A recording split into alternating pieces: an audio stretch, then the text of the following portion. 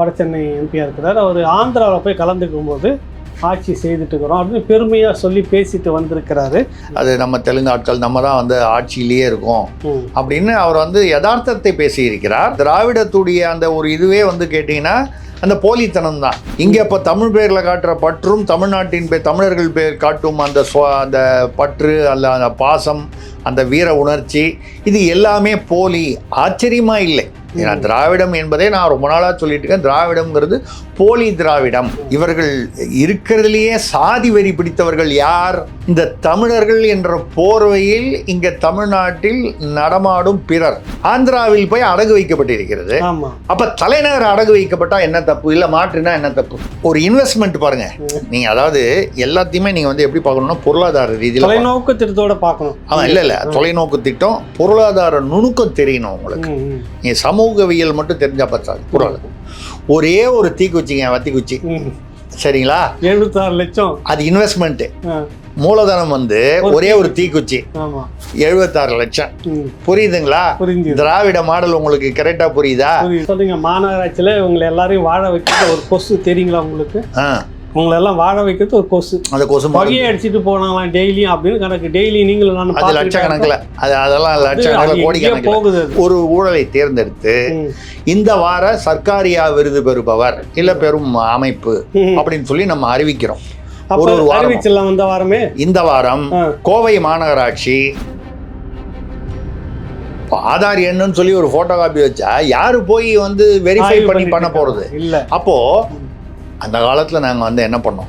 கார்பரேஷனில் வேலைக்கு வராத தூய்மை பணியாளர்கள் பெரிய ஒரு பட்டியல் போட்டு மஸ்டர் ரோல்னு கொண்டு வந்தோமா? ஆமாம். உயர்கல்வி அமைச்சர் பொன்முடி அவர்களுடைய சொத்துல வந்து ஒரு 14 கோடியை வந்து இடி அட்டாச் பண்ணியிருக்கு. ஆமாம், முடக்கியிருக்காங்க. ஆமாம். இது தனி செய்தி. ஒவ்வொருத்தரும் 10 காலேஜ் சம்பளம் ஒரு பர்சன்டேஜ் போட்டுக்குவோம். 14 கோடிக்கு மட்டும்தான் சொத்து வந்து அட்டாச் பண்ணியிருக்காங்க. மிச்சம் இவங்க நடத்துகிற காலேஜ் தான். அப்போ ஒரு காலேஜ்லேயும் அப்போ அந்த கணக்கு எங்கே காமிக்கிறாங்க? யாருடைய கல்லூரியில்? இப்போ வந்து இதை வந்து இதுக்கு வந்து ஒரு வெள்ளை அறிக்கை வந்து முதல்வர் வெளியிடணும். உயர்கல்வித்துறை அமைச்சர் பொன்முடியும் முதல்வர் அவர்களும் இணைந்து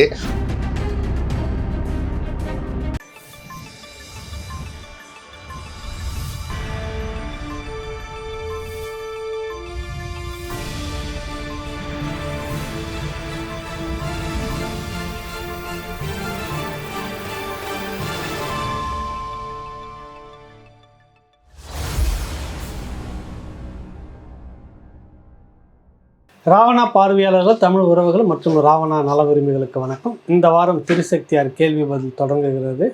ஐயா அவர்களை நம்ம சந்திக்கிறோம். ஐயா வணக்கம். ஐயா வணக்கம். சொல்லுங்க. ராவணா நேயர்களுக்கு வணக்கம். முதல் இது வந்து பக்கத்தில் இருக்கக்கூடிய சகோதர மாநிலமான கேரளாவில் வயநாடு நிலச்சரிவு, பெரும் மழை, வெள்ளம், 19க்கு மேற்பட்டவர்கள்ன்றாங்க. 100கணக்கில் இருக்கும் மரணம்ன்றாங்க. தூங்கிட்டு இருக்கும்போது இரவு அதிகாலை நேரத்தில் நிலச்சரிவு வந்துட்டு ஏராளமான பேர் மரணம், பெரிய அளவில் பாதிப்பு ஏற்பட்டிருக்குது. தமிழ்நாடு அரசு உடனடியாக வந்து ஒரு நட்புக்கரம் நீட்ட வேண்டும் பொருள் அவங்களும் உதவிக்கரம் நீட்ட, மத்திய அரசினுடைய உதவிக்கரமும் வந்திருக்குது. மிகப்பெரிய ஒரு இது நடந்திருக்குது.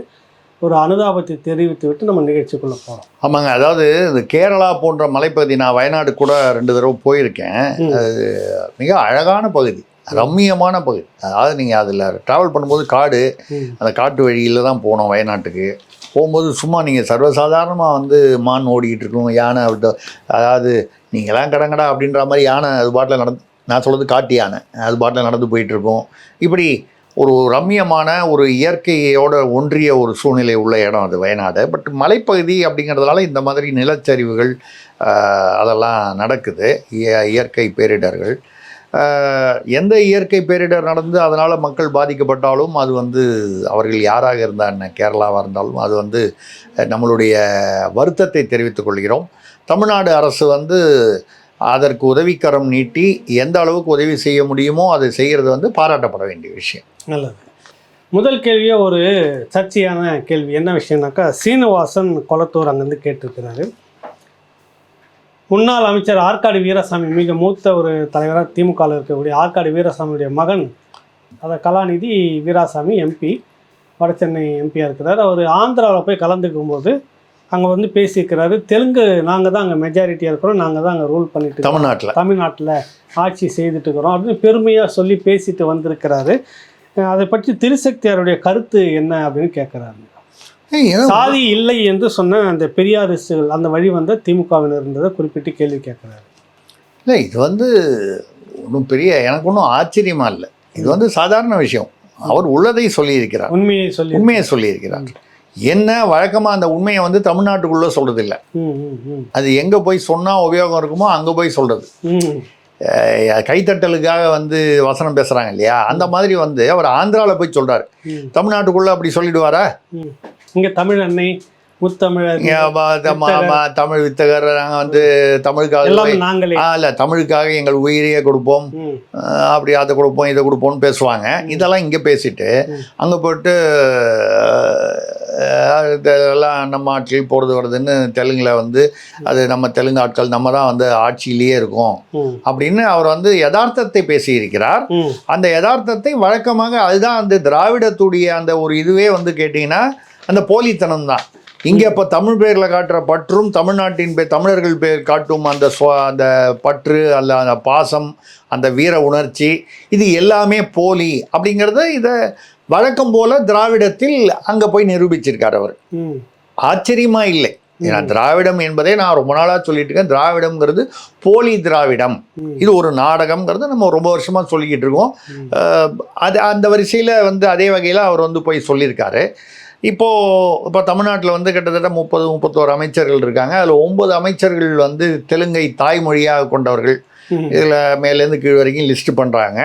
அதெல்லாம் இருக்கிறதுலையே வந்து கணிசமான ஒரு தெலுங்கர்கள் அப்படின்னு வரக்கூடியது. ஆமாம், இவங்க வந்து தமிழ்நாட்டின் ஏதாவது சமூக நீதி தந்தைன்னு சொல்கிறவரே வந்து கன்னடத்துக்காரர். ராமசாமி நாயக்கர் வந்து அவர் சொன்ன சமூக நீதி அடிப்படையில் தான். இல்லைங்க, நீங்கள் கலாநிதி வீராசாமியை சொல்ல போயிட்டீங்கல்ல. ஈவேராவுடைய பற்றி இங்கே தமிழ்நாட்டில் வந்து படம் எடுத்தாங்க. அவர் சத்யராஜ் குஷ்பு நடித்தாங்க. பெரியார். இங்கே அந்த படத்துடைய தலைப்பு பேர் வந்து பெரியாருங்கிற தலைப்பில் தான் இங்கே படம் ஓடிச்சு. ஏதோ ஓடிச்சு, சத்யராஜ் குஷ்பு நடிச்சிருந்தாங்க. அங்கே இதையே வந்து தெலுங்கில் டப்பிங் பண்ணி ஆந்திராவில் ரிலீஸ் பண்ணுறாங்க. அந்த இடத்துல என்ன தெரியுமா பேரு? ஈவே ராமசாமி நாயக்கர். நாயக்கர்லூன்னு வச்சிருப்பாங்களா நமக்கு தெரியல. இல்லைங்க, அங்க போய் நீங்க பெரியார்னு சொன்னீங்கன்னாக்கா யாருன்னு கேட்பாங்கல்ல. இல்ல, அப்போ இவர்கள் இருக்கிறதுலயே சாதி வெறி பிடித்தவர்கள் யார்? இந்த தமிழர்கள் என்ற போர்வையில் இங்க தமிழ்நாட்டில் நடமாடும் பிறர்.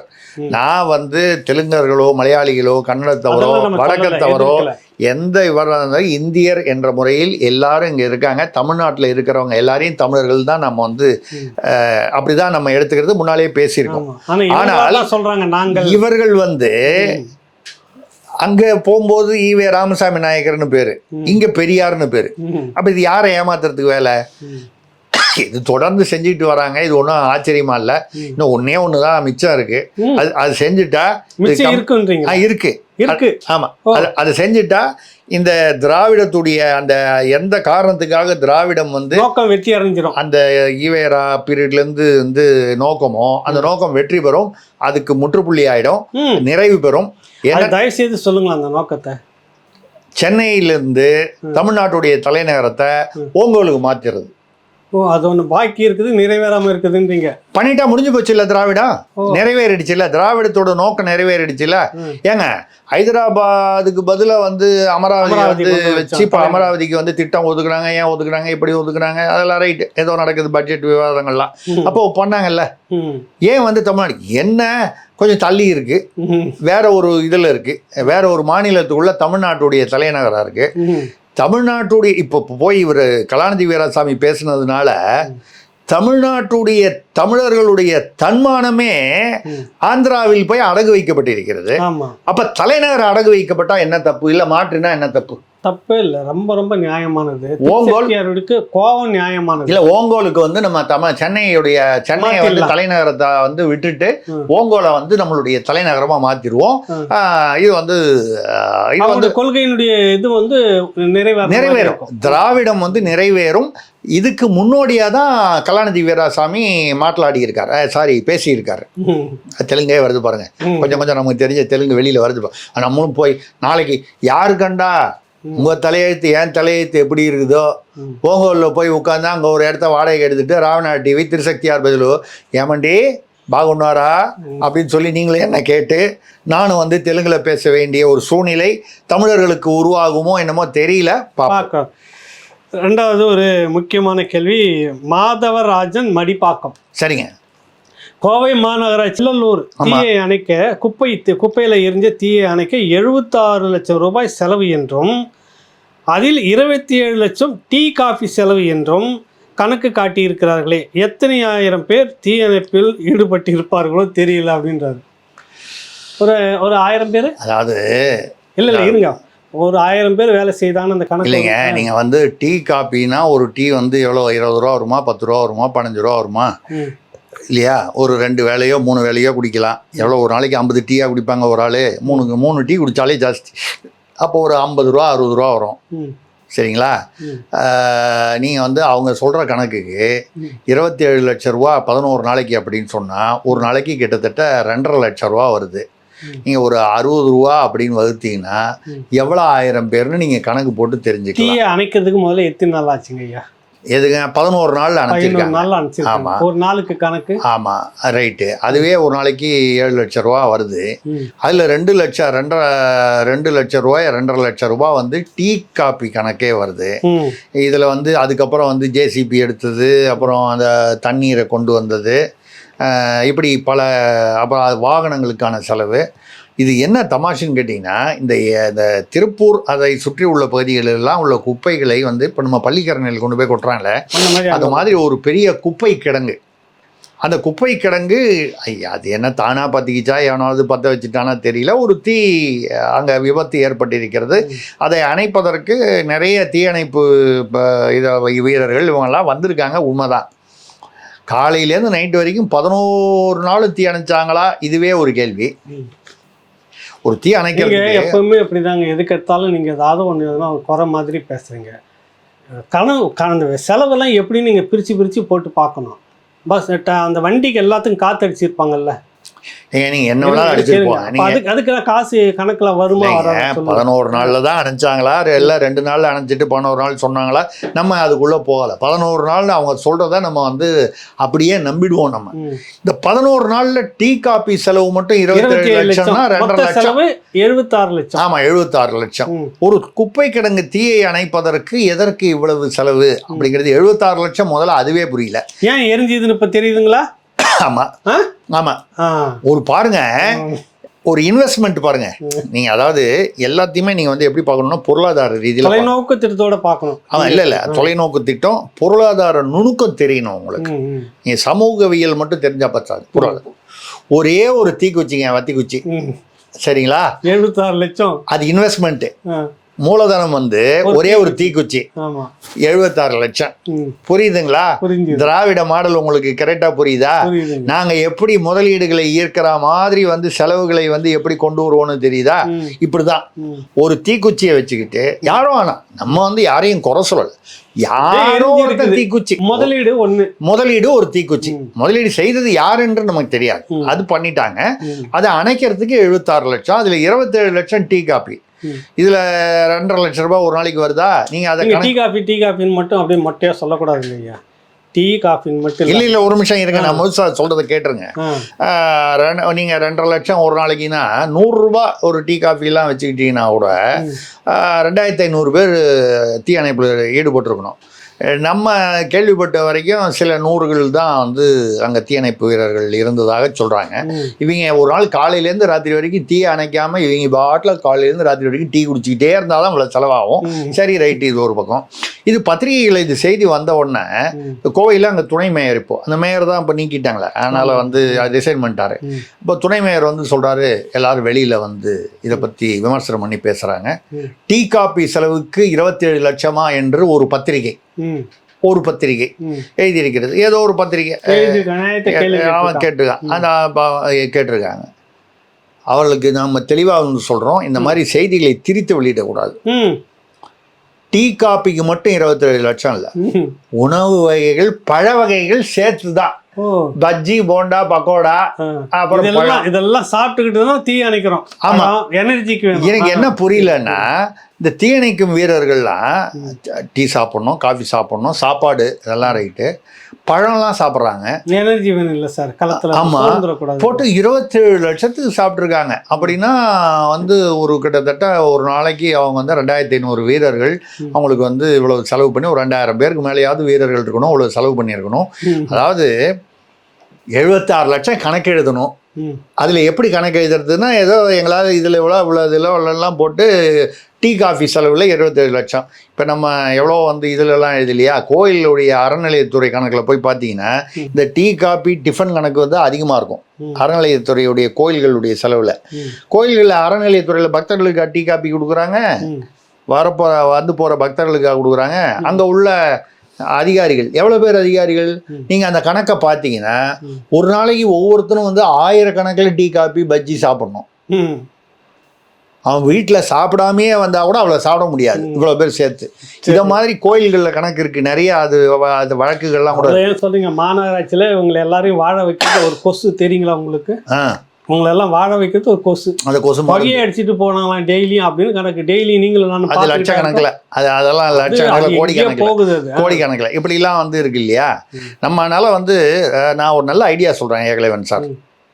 நம்ம வந்து இந்த மாதிரி விஞ்ஞானபூர்வமாக வந்து அந்த ஊழல்ங்கிறது ஒரு தடவை நம்ம கேட்க அப்படியே மெய் சிலிர்க்குதுங்க நமக்கு.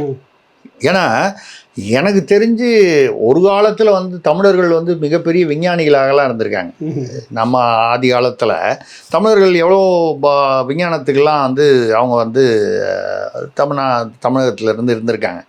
அதுக்கப்புறம் இந்த பீரியடு தாங்க வந்து இந்த திமுக பீரியடில் தான் வந்து அந்த விஞ்ஞானத்தை மறுபடியும் வந்து அந்த தமிழகம் அந்த ஜெனட்டிக் வந்து வேலை செய்யும். தமிழகம் வந்து மறுபிறப்பு.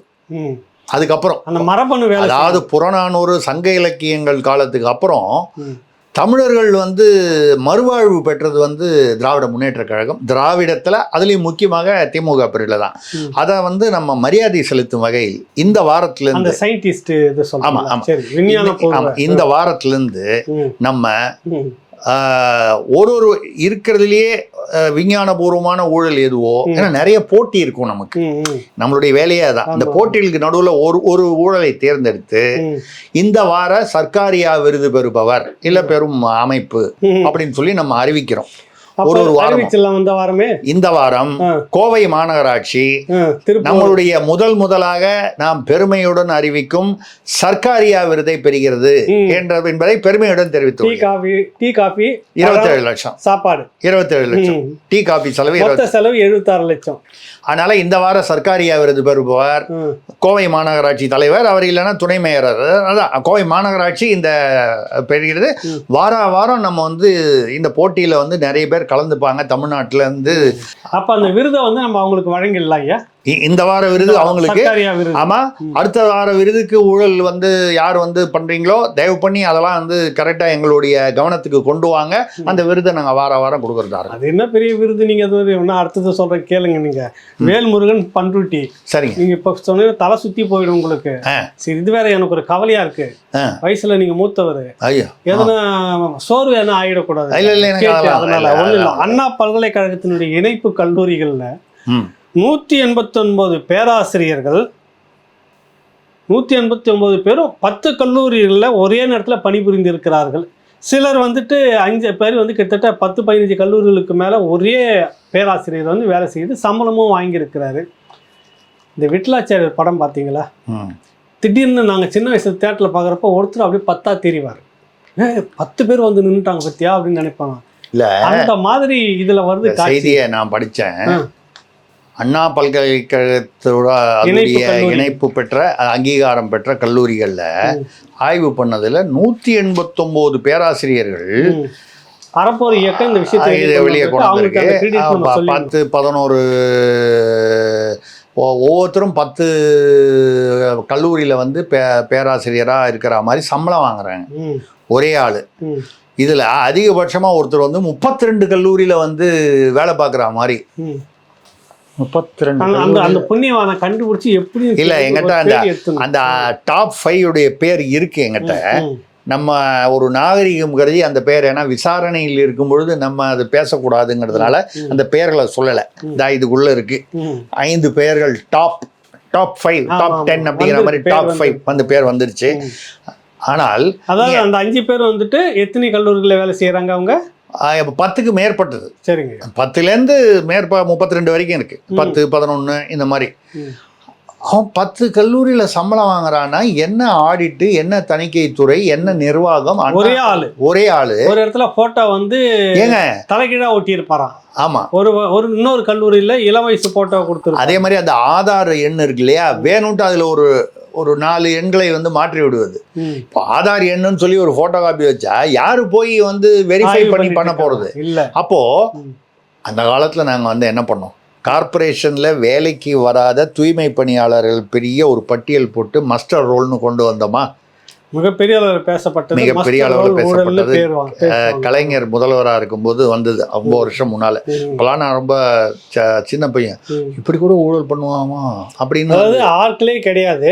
ஆமா, ஆனா ஆட்கள் வந்து வேலை அந்த மாதிரி மஸ்டர் ரோல் ஊழல்னு சொல்லி பெருசா நடந்தது. நாங்க அதுல இருந்து எவ்வளவு தூரம் முன்னேறி இருக்கோம் பாருங்க. தூய்மை பணியாளர்ல வந்து நாங்க வந்து நம்பரை வந்து இல்லாத கற்பனையான ஆட்களை உள்ள சேர்த்து சம்பளம் சேர்த்ததுல இருந்து ஒரு பல்கலைக்கழக இல்லை பல்கலைக்கழகத்துடன் இணைந்த கல்லூரியில் பேராசிரியர் என்பது இதுல வந்து 1-2 பேர் இப்படி இல்லை. யாராவது 1-2 பேர் பண்ணா அவன் வந்து தனிப்பட்ட முறையில் அவன் குற்றவாளி, அவன் ஏதோ தப்பு பண்ணிட்டாங்களாம். 189 பேராசிரியர்கள் இப்படி வந்து 1க்கு மேற்பட்ட கல்லூரிகளில் அவர்கள் வந்து சம்பளம் வாங்குகிறார்கள். அந்த ரோல்ஸில் அந்த பட்டியலில் அவர்கள் இணைக்கப்பட்டிருக்கிறார்கள். நீங்க நினைச்சு பாருங்க, இது நடந்த உடனே என்ன செஞ்சிருக்கணும் தமிழக அரசு? இந்த 189 பேரையும் கைது பண்ணிருக்கணுமா இல்லையா? ஏயா நீங்க ஒழுக்கம் கற்றுக் கொடுக்க வேண்டிய பேராசிரியர், ஆசிரியர் கல்லூரியில ஏற்கனவே சமுதாயம் வந்து பஸ் ரூட்டு தலைன்னு சொல்லி ஆளுக்கு 2 குரூப் வந்து ஆளுக்கு ஒரு அருவாள் எடுத்துக்கிட்டு பஸ் மேல கும்பலா உட்காந்து மாணவர் சமுதாயம் அப்படி பாழ்பட்டு கிடக்கு. இப்போ கூட நேற்று கூட பார்த்தீங்கன்னா ஸ்ரீரங்கத்திலே எங்கேயோ ஒரு பள்ளியில் வந்து விஞ்ஞானம் படிக்கிற பசங்களுக்கும் வரலாறு படிக்கிற பசங்க, அதாவது சயின்ஸ் குரூப்பு ஹிஸ்ட்ரி குரூப்பு, இந்த பசங்களுக்குள்ள சண்டையா? எப்படிங்க இதெல்லாம் செய்தி கேளுங்க. இல்லை அது எப்படி சண்டை? அருவாள் எடுத்து சண்டை. இதில் இந்த வாத்தியார் வந்து ஐயோ சண்டை போடுறத நிறுத்தலாமேன்னு சொல்லி குறுக்க போயிருக்காரு. வாத்தியார் அருவாளெல்லாம் போட்டாங்க, ஆஸ்பத்திரியில் இருக்காரு. பார்த்தேன், செய்தியை பார்த்தீங்கல்ல ஸ்ரீரங்கத்திலே. இதெல்லாம் நீங்க பேசுறீங்கல்ல, இப்படிலாம் பேச வச்சுட்டு 23ஆம் புலிகேசி படம் பார்த்தீங்களா? அங்க எல்லாம் ஜாதி சண்டை, அந்த சண்டை இந்த சண்டை மூட்டி விட்டாக்கா நாடு கலைவரமா இருந்துட்டு நாங்க பண்றதை கண்டுக்க மாட்டீங்கல்ல. அப்போ நீங்க சொல்றது என்ன சூசகமா சொல்ல வரீங்க எனக்கு புரிஞ்சிருச்சு. அப்போ இப்பொழுது நடைபெறும் ஆட்சி 24ஆம் புலிகேசின்னு சொல்றீங்க. நான் அதை பத்திங்களா என்ன மாத்தி இதுதான் வேணாம் இல்லைங்க, நான் அப்படிதாங்க பேசினோம். இல்லைங்க, நான் அப்படிதாங்க புரிஞ்சுக்கிட்டேன். அது 23ஆவது புலிகேசி. நீங்க சொன்னது வடிவேலு நடிச்ச படம் இல்லையா? நான் கூட பார்த்திருக்கேன்னு நினைக்கிறேன் 23ஆவது புலிகேசி. அப்ப இப்பொழுது நடக்கும் ஆட்சி வந்து 24ஆவது புலிகேசி அப்படி வச்சு நான் அப்படி சொல்லல. அப்படி நம்ம பேசுறது வந்து அப்படி யாராவது நினைச்சிருவாங்களோன்னு சொல்றேன் 24ஆவது புலிகேசி. ஏன்னா வந்து பாருங்க, இல்ல இந்த 189 பேரை கைது பண்ணிருக்கணுமா இல்லையா? உடனடியாக கைது பண்ணிட்டா அவங்களாம் எங்க கை காட்டுவாங்க?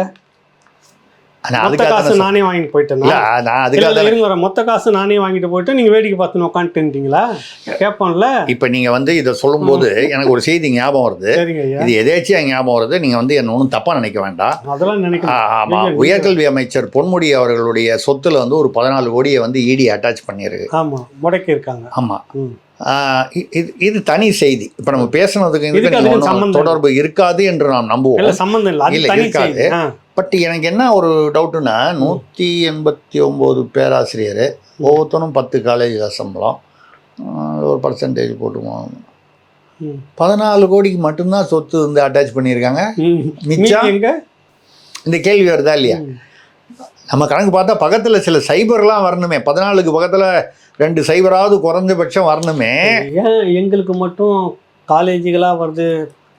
யூனிவர்சிட்டி நாங்கள் வந்து பெரிய ஆமாம், நாங்களே தான் காலேஜ் வச்சிருக்கோம், மெடிக்கல் காலேஜ் வச்சிருக்கோம், ஆஸ்பத்திரி வச்சிருக்கோம், எல்லாம் வச்சிருக்கோம்ல. இருக்குது இல்லை, வச்சிருக்கிறோம்ல. ஆமாம். அப்போ இல்லை இப்போ இந்த கல்லூரிகள்லாம் வந்து நீங்கள் தனியார் கல்லூரிகளும் அதில் இணைந்தது தானே. அண்ணா பல்கலைக்கழகம்னா அதில் வந்து அங்கீகாரம் பெற்ற இனம். அப்போ தனியார் கல்லூரிகளும் சேர்ந்தது. அரசு கல்லூரிகள் மட்டும்தான் என்று சொல்ல முடியாது. அப்போ அந்த தனியார் கல்லூரிகளை பெரும்பாலும் நடத்துவது யாரு? திராவிட அரசியல்வாதிகள். திராவிடத்தை தாண்டி வேற கட்சியில 1-2 பேர் இருக்கலாமே தவிர 90% மேல திராவிடம். அதுலேயும் பெரும்பாலும் திமுக, ஓரளவுக்கு அதிமுக அவங்களும் இருக்காங்க, இல்லைன்னு சொல்ல முடியாது. இல்லை கொஞ்சம் பேர் அதிமுகவில் இருந்தாலும் அவங்க அப்புறம் வந்து ஒரு ஒரு தாய் பாசத்தில் வந்து திமுகவுக்கு வந்துட்டாங்க. அவங்க தாய் பாசத்துல தாய் பாசத்துல வந்துட்டாங்க. அது இருக்க வேண்டியதானே. எங்க தாய்ப்பால் குடிச்சோமோ, தாய்ப்பால்னு நம்ம சொல்றது வந்து அந்த ஊழல் எங்க கத்துக்கிட்டாங்களோ அங்க வர்றது, அந்த அந்த அந்த இடத்துக்கு வந்துடணும்ல. எங்க போனாலும் தாய் வீட்டுக்கு வர்றதுங்கிறது ஒரு முக்கியமான ஒரு விஷயம் தானே. அதனால வந்துட்டாங்க நிறைய பேர். அங்கிருந்து அங்க போனவங்க கூட அதுக்கப்புறம் வந்துட்டாங்க. ஸோ இவங்க நடத்துற காலேஜ் தான். அப்போ ஒரு காலேஜ்லயும் அப்ப அந்த கணக்கு எங்க காமிக்கிறாங்க? யாருடைய கல்லூரியில? இப்போ வந்து இதை வந்து இதுக்கு வந்து ஒரு வெள்ளை அறிக்கை வந்து முதல்வர் வெளியிடணும். உயர்கல்வித்துறை அமைச்சர் பொன்முடியும் முதல்வர் அவர்களும் இணைந்து ஒரு வெள்ளை அறிக்கையை வெளியிடணும். இந்த 189 காலேஜ் என்னென்ன காலேஜ், 189 பேராசிரியர்களும் எந்தெந்த காலேஜ், அந்த காலேஜுடைய ஓனர் யாரு, பட்டியல் வெளியே வரணும். ஆமா, அந்த அந்த அந்த காலேஜுடைய ஓனர் யாரு, அப்பதான் உள்ளுக்குள்ள என்ன நடந்திருக்குன்னு தெரியும். அப்ப இந்த 14 கோடிங்கிறது நான் சொல்றேன் 1400 கோடிக்கு. அது மட்டும் இல்லாம இன்னும் எந்தெந்த அரசியல்வாதிகள், அமைச்சர்கள், நிர்வாகிகள் எல்லாமே வெளியே வரும். போற போக்கு பார்த்தா அந்த சர்க்காரியா விருது கொடுக்கறதுக்கு செம்ம போட்டி வரும் போல இருக்கு. கஷ்டம். நம்ம முடிவு கொடுத்துட்டோம், இந்த வாரம் ஒண்ணு கொடுத்துட்டோம். அதனால இவங்க இல்ல இவங்களுக்கு வந்து ஆறுதல் பரிசு கொடுத்துரும். ஆறுதல் பரிசு சர்க்காரியா விருது கொடுக்க முடியல, ஆறுதல் பரிசு கொடுத்துரும். அடுத்த கேள்வி, ஏன் ஒரு முறை எல்லாம் அடுத்த கேள்விக்கெல்லாம் எப்படி பட்டுன்னு போனா நான் போயிருந்தேன். எனக்கு ஒரு சந்தேகம் வருது. தீர்க்க வேண்டியது திருச்செடி தேர வேலை இல்லைங்களா? ஐயோ, வாசகர் கேட்டுருவாங்க. ஏன் ஒரு முறையும் எனக்கு அந்த துறையே தான் வேணும்னு உட்காந்து பெட்ரோமாஸ் லைட்டே தான் வேணும்னு வாங்குறோம். ஞாபகம் இருக்குங்களா? ஆமா, நாங்க ரெண்டாவது அந்த கல்வியில வந்து மிகப்பெரிய நம்ம தான் சொல்லியிருக்கோமே, விஜயவாடால துறைமுகம் இருக்குன்றதை கண்டுபிடிச்சு சொன்னவர் நம்ம உயர்கல்வித்துறை அமைச்சர் பொன்முடி அவர்கள். அந்த மாதிரி ஒரு அறிவுத்திறன் உள்ளவர் வந்து அந்த துறையை கேட்கறது வந்து அதுக்கு பின்னால என்ன இருக்குன்னு நிறைய பேருக்கு இதுவரைக்கும் புரியாதவங்களுக்கு கூட இப்ப புரிஞ்சிருக்கும். ஒரு விஷயம் புரிஞ்சிருச்சு. ஓகே, அடுத்தது லாவண்யா குமார், திருச்சி.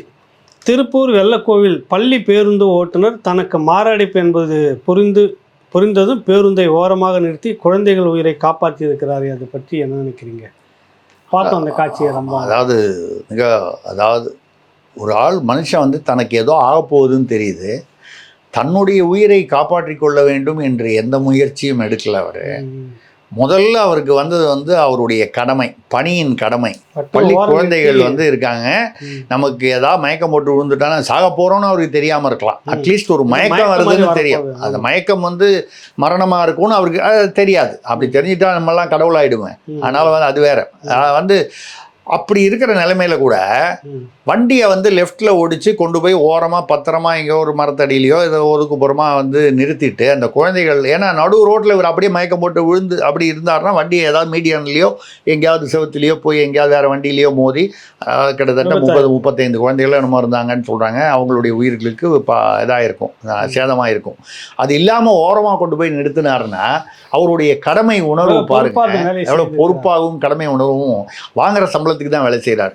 அவர் வந்து 350 கோடியில் வீடு கட்டல, நானும் அந்த 500 கோடியில் இன்ஜினியரிங் காலேஜ், மெடிக்கல் காலேஜ், அப்புறம் காலேஜ் மார்ச்சுவரிக்குள்ளே வந்து பண மூட்டையை சேர்த்து வைக்கல.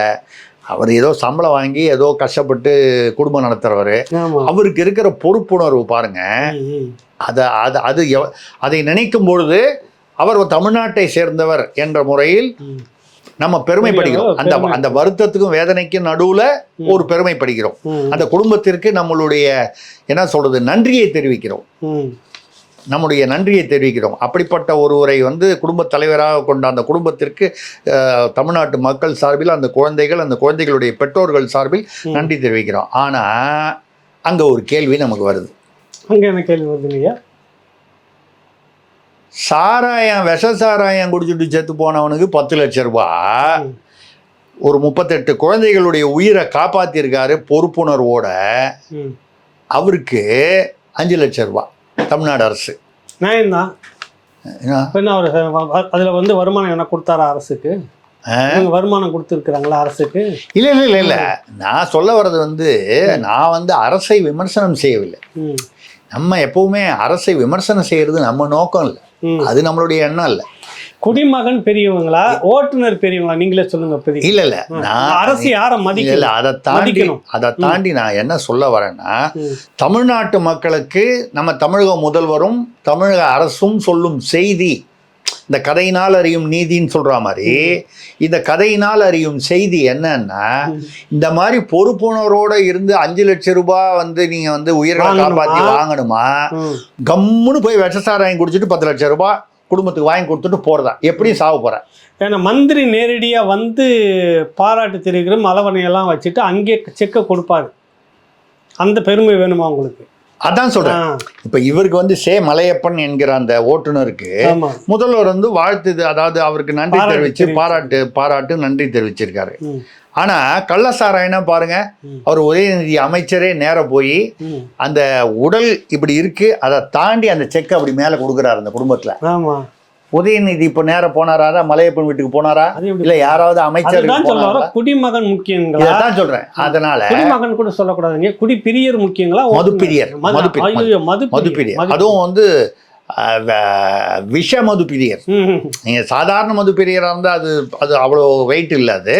இது விஷ மதுப்பிரியர், அது என்ன மட்டும் கள்ளசாராயம். அப்போ இந்த அரசு மக்களுக்கு சொல்லும் செய்தி ஆகப்பட்டது, நீ பொறுப்பா இருக்கணும், நேர்மையா இருக்கணும், நியாயமா இருக்கணும், மனசாட்சி பிரகாரம் நடக்கணும், உன்னோட கடமை உணர்வு இதெல்லாம் தூக்கி ஓரங்கட்டு, போய் முதல்ல விஷசாராயம் சாப்பிடு, செத்துப்போ, 10 லட்சம் சந்தோஷமா வாங்கிட்டு போங்க, வாங்கிட்டு நல்லா இருங்க. மக்கள் மகிழ்ச்சி வெள்ளத்தில் மிதக்கிறார்கள் ஏகலைவன், அதை புரிஞ்சுங்க நீங்க. அடுத்தது வந்து மன்மதராஜன், மணலூர்பேட்டை, கொடை ரோடு தேனிக்கு புதிய ரயில் பாதை வேண்டும் என்று பாராளுமன்றத்தில் குரல் கொடுத்த தேனி திமுக எம்பி தங்க தமிழ்ச்செல்வன் பற்றி என்ன நினைக்கிறீர்கள்? அது தங்க தமிழ்ச்செல்வன் பாவம். அதாவது பாராளுமன்றத்தில் ஏதாவது பேசணும் நம்மளும் ஆசைப்பட்டு அவர் பேசியிருக்காரு.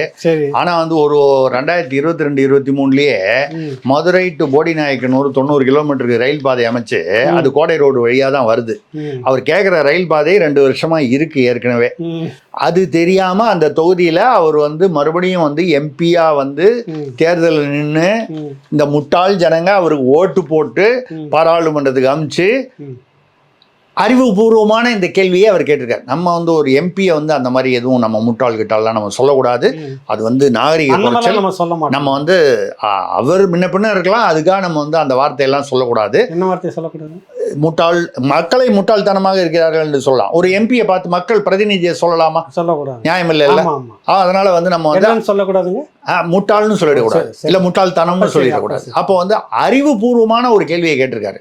ஏற்கனவே 2 வருஷமா அங்கே ரயில் பாதை ரயில் ஓடிக்கிட்டு இருக்கு, எங்களுக்கு ரயில் பாதை வேணும்னு. அப்புறம் வந்து என்ன பண்ணுவோம், வெளியில் நான் வந்து அடுத்தது 2 வருஷம் ஆச்சு, யாரும் இதை கண்டுபிடிக்கலன்னா 3 வருஷமாக நாங்கள் வந்து ரயில் பாதை கேட்டுக்கிட்டு இருக்கோம், தமிழகம் வஞ்சிக்கப்படுகிறது, தமிழர்கள் வஞ்சிக்கப்படுகிறார்கள், ஒன்றிய அரசு ஒன்றுமே செய்ய மாட்டேங்குதுன்னு. இதில் பெரிய தமாஷை என்ன இருக்குன்னா, அநேகமாக தங்க தமிழ்ச்செல்வன் அந்த ரயிலில் தான் ஏறி வந்து இறங்கி அதுக்கப்புறம் இங்கேருந்து விமானம் பிடிச்சி டெல்லி போயிருப்பார், தெரியல. படிக்காம வந்துட்டோம். அதாவது என்ன ட்ரெயின் என்ன? உயர்கல்வி அமைச்சர் வந்து விஜயவாடால துறைமுகம் இருக்குன்னு சொல்லும்போது ஒரு எம்பி வந்து ஏற்கனவே ரயில் பாதை இருக்கிறதும் ட்ரெயின் ஓடுறதும் தெரியாம இருக்கக்கூடாதா? நீங்க வந்து அதை ஒத்துக்கலாம், இதை ஒத்துக்க கூடாதா? அதனால நீங்க அது திராவிட மாடல் என்பதனால வந்து நம்ம வந்து அதை பொறுத்து கொண்டு தான் போக வேண்டும். ஐயா, இன்னொரு சுவாரஸ்யமான கேள்வி என்னன்னா, மைக்கேல் ராஜ் தாம்பரம் வழக்கமாக கேட்குற தோழர் தான் அவர். சென்னை குரோம்பேட்டையில் வந்து 7 மின்மாற்றிகளில் 6 காணலை. இந்த டிரான்ஸ்ஃபார்மர்னு சொல்லுவாங்க. ஆமாம் ஆமாம். இந்த டிரான்ஸ்ஃபார்மர்னு சொன்னாலே இந்த தமிழ்நாட்டில் இப்போ உள்ள ஆட்சியில் அது ஒரு தமாஷான விஷயம். அது ஏற்கனவே ஒரு தடவை உங்களுக்கு ஞாபகம் இல்லை, டிரான்ஸ்ஃபார்மர் டெண்டர் எடுக்கும்போது 26 டெண்டர் கான்ட்ராக்டரும் ஒரே ஒரு டிரான்ஸ்ஃபார்மருக்கு, அதை நம்ம பேசியிருக்கோம். உதாரணமாக வந்து 10,40,347 அப்படின்ற ஒரு அமௌண்ட்டை ஒரு டிரான்ஸ்ஃபார்மருக்கு இவ்வளவு, சும்மா ஒரு உதாரணமாக சொல்கிறேன். 26 பேரும் அதே அமௌண்ட் கோட் பண்ணி 26 பேருக்கு பிரிச்சு கொடுத்துட்டாங்க. தமிழ்நாடு முழுக்க எவ்வளவு டிரான்ஸ்ஃபார்மரோ அதை வந்து 26 பேர். நீங்க வந்து சமூக நீதி பத்தி பேசுறீங்கல்ல, இப்படி நடந்துக்க மாட்டிருக்கு இந்த அரசு, இப்படி நடந்துக்க மாட்டிருக்குன்னு கேட்கற எல்லாருக்கும் பிரிச்சு கொடுக்குறோம்ல. ஆமா, அதுவும் ஒரே அதுல பாருங்க என்னன்னா, தமிழர்கள் எல்லாரையும் ஒரே மாதிரி சிந்திக்க வச்சிருக்காங்க பாருங்க. ஏன்னா தமிழ்நாட்டில் இருக்கிற 26 கான்ட்ராக்டரும் ஒரே எண்ணு வந்து மனசுல அவனுக்கு வருமா? தமிழர்களுடைய சிந்தனை யோக்கிய வாங்க சார், கரெக்டா இவ்வளவுதான் வருது, இவ்வளவுதான் செலவாகும், இவ்வளவுதான் இருக்கு, நமக்கு 3% லாபம் கிளியரா கணக்கு போட்டு அந்த கடைசி ரூபாய் வரைக்கும் 347 இப்போ குரோம்பேட்டையில வந்து 7 டிரான்ஸ்ஃபார்மர்ல 6 டிரான்ஸ்ஃபார்மரா காணும்னு, அது நியூ காலனி அந்த ஒரு இடம், அந்த இடத்துல போய் காணும்னு சொல்லி எல்லாம் கம்ப்ளைண்ட் பண்ணி எல்லாம் பேசிட்டாங்க. பேசும்போது வந்து பழுதடைந்திருக்கு, அதெல்லாம் நாங்கள் சரி பண்ணிக்கிட்டு இருக்கோம் இப்படின்னு ஒன்று. இதுவும் வந்து அறப்போர் இயக்கமா இல்லை அந்த மாதிரி ஏதோ ஒரு சமூக அமைப்போ தான், அங்கே உள்ள சமூக அமைப்பு தான் இதை வந்து வெளியே கொண்டு வந்துருக்கு. இது வெளியே கொண்டு வந்து பத்திரிகை செய்தியாக வந்தவொடனே இதை அது வரைக்கும் கேட்டதுக்கு இதை பழுது பார்த்துக்கிட்டு இருக்கோம். பழுது பார்த்துட்டு இருக்கோம்னா அது எப்படி 6 ஒரு ஏரியாவில் 7 டிரான்ஸ்ஃபார்மர் இருக்குது, 6 எப்படி ஒரே சமயத்தில் பழுதாகும், 6ஐயும் எப்படி வந்து அங்கேருந்து ஒரே சமயத்தில் எடுத்துகிட்டு போய் அப்படி பழுது பார்க்கணுன்னா என்ன பண்ணுவாங்க வழக்கமாக? ஒரு யதார்த்தம் வந்து ஒன்றொன்னா எடுத்துகிட்டு போய் இதை சரி பண்ணிவிட்டு அப்புறம் இதை சரி பண்ணும்போது உங்களுக்கு மின்வெட்டெல்லாம் இல்லாமல் கொஞ்சம் ஓரளவுக்கு இல்லை குறைந்த மின்வெட்டு, இந்த ஏரியாவுக்கு மின்வெட்டு, இந்த டிரான்ஸ்ஃபார்மர் சரியாயிடுச்சு, அடுத்த டிரான்ஸ்ஃபார்மர் 6 திடீர்னு காணும். 6ஐயும் நடந்திருக்காத வரேன் நீ 180 உயர்கல்வித்துறையில் எங்கள் அண்ணன் பொன்முடியை மட்டும் நீங்கள் விமர்சனம் பண்ணீங்கல்ல, 189 கல்லூரியில் வந்து 10-20 கல்லூரி 32 கல்லூரியில் ஒரே ஆள் பேராசிரியர்னு. நாங்கள் அப்படின்னா என்ன பண்ணுறோம் அப்படின்னு அப்போது தங்கந்த நர்ஸு கோச்சிக்க மாட்டாரா? நீங்கள் பாட்டில் வந்து பொன்முடியை மட்டுமே புகழ்ந்துக்கிட்டு இருப்பீங்க, அண்ணன் தங்கந்த நர்ஸு கோத்துக்க மாட்டாரா? மீன் வாரியத்துறை அமைச்சர் ஒருத்தருக்கே விருது கொடுத்துருந்தாங்க, அப்புறம் நான் வாங்கணும் அதைத்தாங்க சொல்றேன். சரி சரி, அவரு கோச்சிக்க மாட்டாரு. அப்புறம் அப்போ வந்து அப்போ நீங்க வந்து பேராசிரியர்கள் எப்படின்னா அதே மாதிரி தான் டிரான்ஸ்ஃபார்மரும், அந்த பக்கம் பேராசிரியர், இந்த பக்கம் டிரான்ஸ்ஃபார்மர். அங்க மனுஷன், இங்க வந்து டிரான்ஸ்ஃபார்மர். ரெண்டு எங்களுக்கு ஒன்றும் மனுஷனுக்கும் பொருளுக்கும் வஸ்துக்கும் ஒன்றும் எங்களுக்கு ஒன்றும் வித்தியாசம் கிடையாது, பணம் தான் வித்தியாசம். ஆமா, ஏன்னா வந்து இது பாத்தீங்கன்னா இந்த மின்மாற்றி அநேகமா என்னவா நடந்திருக்கும் அப்படின்னு சொன்னா, இந்த மின்மாற்றி இங்க வச்சிருக்காங்களா, இதை எடுத்துட்டு போய் வேற ஒரு இடத்துல நியூ காலனி இல்லாம வேற ஒரு காலனி இருக்கு, ஓல்டு காலனின்னு ஒன்று இருக்குன்னு வச்சுங்க, சும்மா ஒரு இது வச்சுப்போம். அங்கே போய் இப்போ டிரான்ஸ்ஃபார்மர் போடணும், இந்த டிரான்ஸ்ஃபார்மரை ஒரு மாதம் அங்கே வச்சு அப்புறம் அங்கேருந்து எடுத்து பார்த்துக்கலாம். ஸோ ஒரு டிரான்ஸ்ஃபார்மரை இப்படியே ரொட்டேஷன் பண்ணிடுவாங்க. இது வந்து என்னுடைய யூகம் தெரியல. இல்லைன்னா 6 டிரான்ஸ்ஃபார்மர் ஒரே சமயத்தில் பழுதாகி ஒரே சமயத்தில் அதை எடுத்துக்கொண்டு சென்று பழுது பார்க்குறாங்கல்ல. பத்திரிகைகளில் இந்த செய்தி வந்தது பாருங்க, அன்னைக்கு ராத்திரி வந்து பார்த்தா ஒரு 3 டிரான்ஸ்ஃபார்மர் வந்து பழைய இடத்துல இருக்கு. எப்படியா காலையில பத்திரிகை செய்தி வந்தவொடனே ராத்திரியா வந்து, அதுவும் எப்போ பகல்ல வந்து அதை மறுபடியும் மறுநிர்மாணம் செய்யல, ராத்திரியில. இப்ப புரியுதா உங்களுக்கு? 27 லட்சம் ரூபாய் டீ காபி செலவு எப்படி ஒரு நைட் டியூட்டி செலவுலாம் இருக்குல்ல, நம்ம அந்த சர்க்காரியா விருது கொடுத்து இப்ப சர்க்காரியா விருதுக்கு வந்து பாருங்க எவ்வளவு போட்டி வருது பாருங்க. பகல்ல ஏற்றிட்டு வரும்போதுங்க போக்குவரத்து நெரிசல் ஏற்படும். அதனால இரவுனாக்கா சரன்னு போய் உட்காந்து போட்டு வந்துடலாம்ல, போட்டு வந்துடலாம், நெரிசல் இருக்காது. ஆமா, போக்குவரத்து நெரிசல் இருக்காது. இல்ல அதே மாதிரி எடுக்கும் போதும் அப்படித்தானே எடுத்திருப்பாங்க, இரவுல தானே எடுத்திருப்பாங்க. எடுக்கும் போதும் நெரிசல் இல்லாம சத்தம் இல்லாம எடுத்துட்டு போய் என்ன பண்ணாங்கன்னே தெரியல. மின்மாற்றியை என்ன பண்ண முடியும். ஆனா எனக்கு என்ன டவுட்னா, இப்படி 10,40,347 எல்லாருக்கும் ஒரே ரேட்ல போட்டு டிரான்ஸ்ஃபார்மர் கொடுத்தாங்களே, எல்லா டிரான்ஸ்ஃபார்மரும் உண்மையிலேயே சப்ளை ஆச்சா, இல்லை மொத்தம் தமிழ்நாடு முழுக்க 10,000, ஒரு உதாரணமாக வச்சுருவோம், 10,000 டிரான்ஸ்ஃபார்மர்னா ஒரு 1000 டிரான்ஸ்ஃபார்மரை வாங்கி வச்சுக்கிட்டு செந்தில் வாழைப்பழம் கதை மாதிரி இதான் அந்த வாழைப்பழம் அப்படின்னு சொல்லி அங்கே கணக்கு காமிச்சிட்டு, அப்புறம் மறுபடியும் வரும்போது இன்னொரு இடத்துல அந்த டிரான்ஸ்ஃபார்மரை காமிச்சிட்டு, இப்போ அந்த டிரான்ஸ்ஃபார்மர் எண்ணிக்கை ஆய்வறிக்கை இந்த ஏரியாவில் எண்ணிட்டோம், அடுத்த ஏரியாவுக்கு போகுது.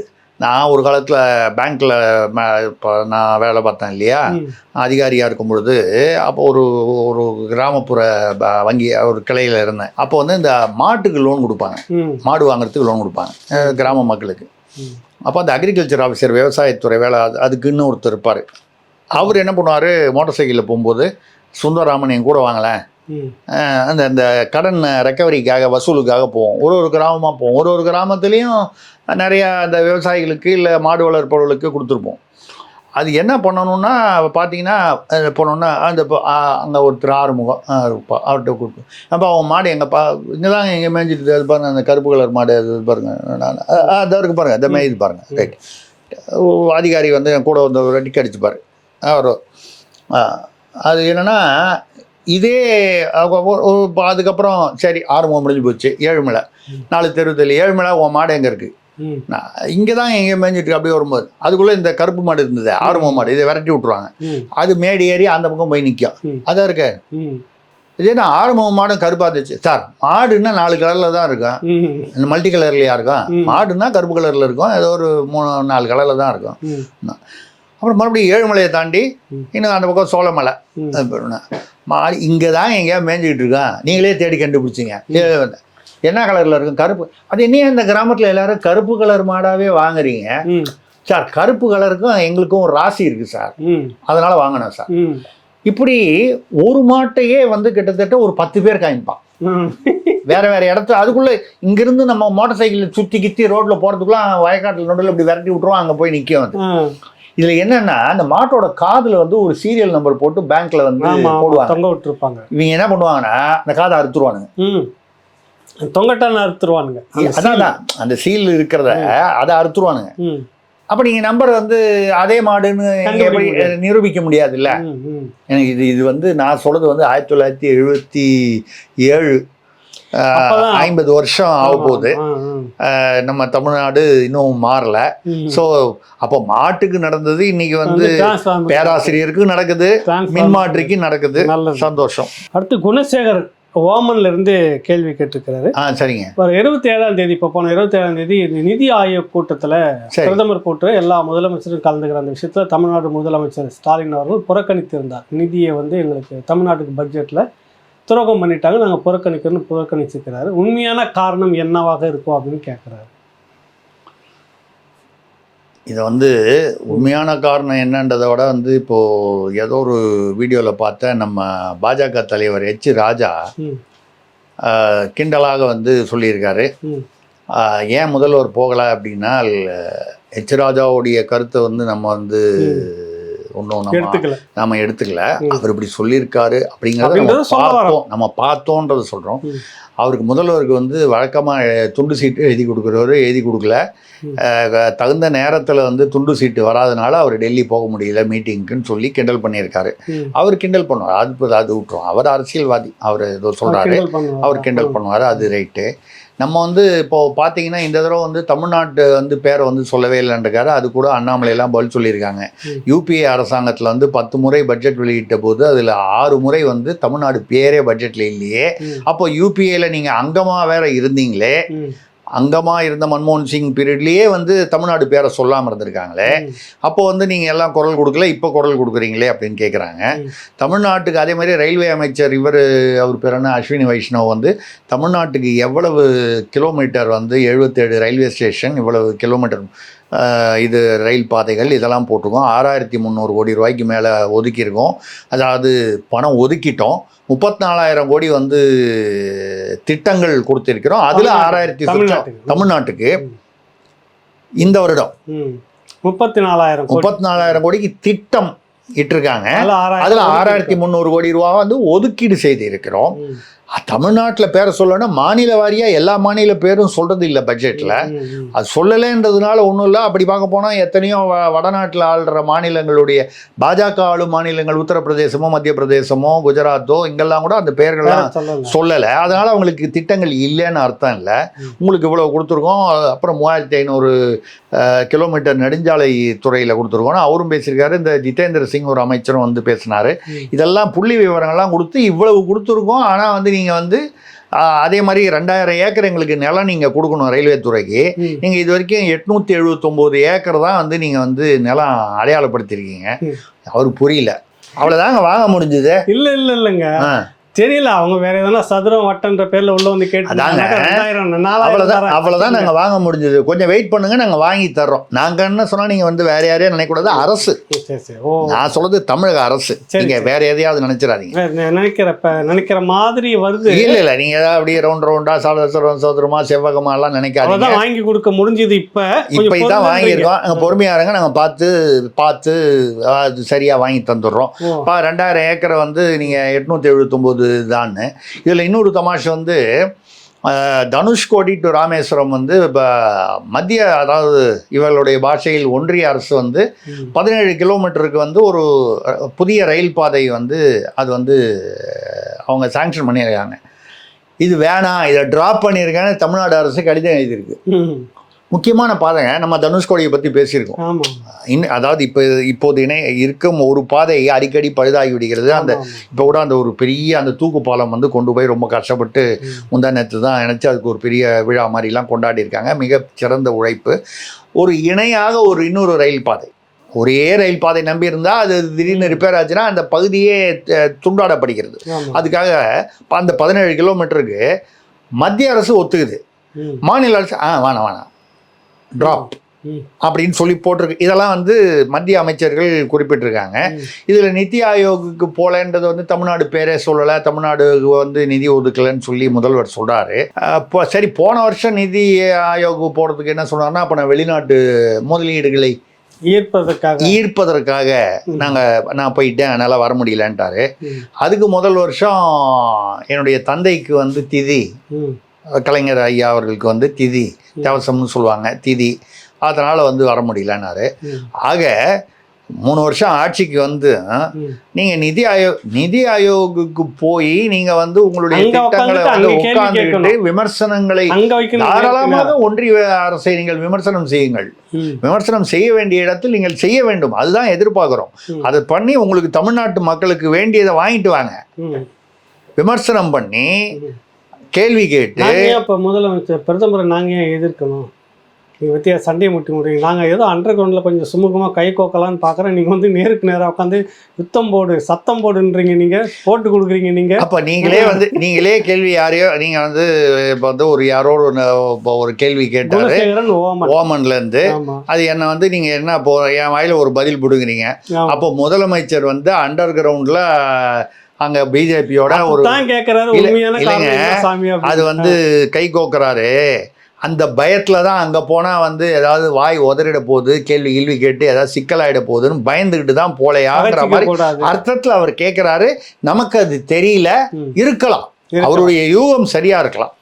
நல்லது ஐயா. பகுதி 1 முடிஞ்சிருக்குது. 2வது பகுதியில் மிக்க நன்றி. நன்றி, வணக்கம்.